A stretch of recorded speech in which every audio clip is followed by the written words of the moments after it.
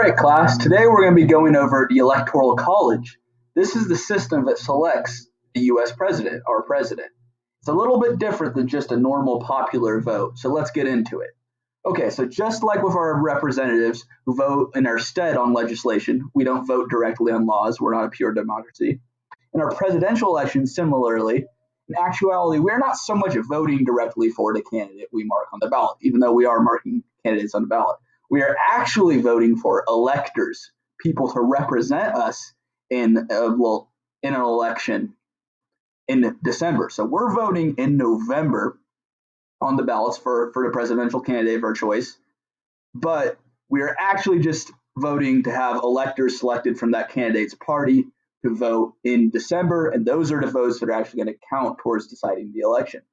So right here we got some state of Arizona presidential electors. So these are people that were selected from the party and cast their votes in December, just in case anything bad happened between election day and the December electors election.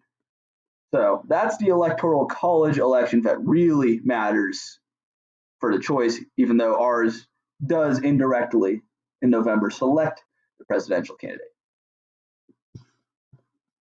So after the people of a state cast their votes for president on election day, the electors from the party that won the popular vote in that state meet up and cast their votes. So if the Democratic candidate got the most votes or the Republican candidate got the most votes, the electors would be selected from the party of the candidate who got the most votes to vote in December. So it's very likely that all the electors will continue, because they're chosen for being loyal to the party, to respect the people's vote, even though there have been 80 or so cases of faithless electors, but they've never decided an election.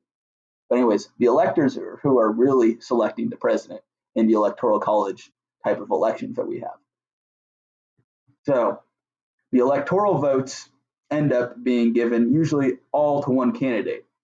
We'll get into some exceptions in a minute, though. So the number of electors, and by the extension, the electoral votes per state, is the same as the number of representatives that state has.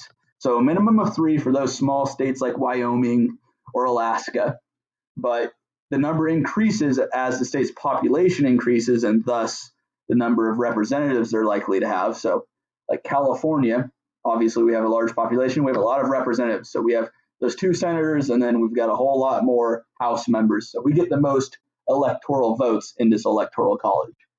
Okay, so this being the case, the president is selected not by winning a national majority. Remember, that would be a normal popular election, but by winning a combination of majorities in individual states, even indirectly. So these majorities, so the combination of majorities that awards a majority of electoral votes. So, it's not necessarily, they got, 26 out of 50 states. If they got 26 of the smaller states, they still wouldn't win. It's the right combination that awards the right number of electoral votes to have the most. Okay, so the presidential election should not be thought of then as one election. It should be thought of as 51 mini elections, each of which having its own value towards the score of the election at large. California, mega touchdown. Wyoming, a field goal. Mega touchdown, 55 points. All right, so most states employ the winner-takes-all system, where the winning party of that state's majority get to select the state's electors, like we went over. But Maine and Nebraska are the only 2 states that employ the district system, where one electoral vote is awarded to the presidential candidate who wins the popular vote in each congressional district. So it's like an electoral college within the electoral college. So it gives those states the potential to award electoral votes to multiple candidates. So how do you win? The important thing, right? So there are a total of 538 electoral votes a candidate could possibly get. 100 for the Senate, 435 for the House. Remember, 2 senators per state, 50 states, 100 senators, and we have a whole lot more representatives, 435. But then to get to 538, also 3 for DC. See, they get representation in the presidential election, even though they don't in our Congress. We decide to let them have some power to vote for our president. But we don't give the territories, which have 4 million people, more than the 6 smallest states, even though they're all citizens, we don't give them any representation in Congress or in the Electoral College. But that's beside the point. To win the presidency, the candidate must be awarded a simple majority, 270 of these votes. So a simple majority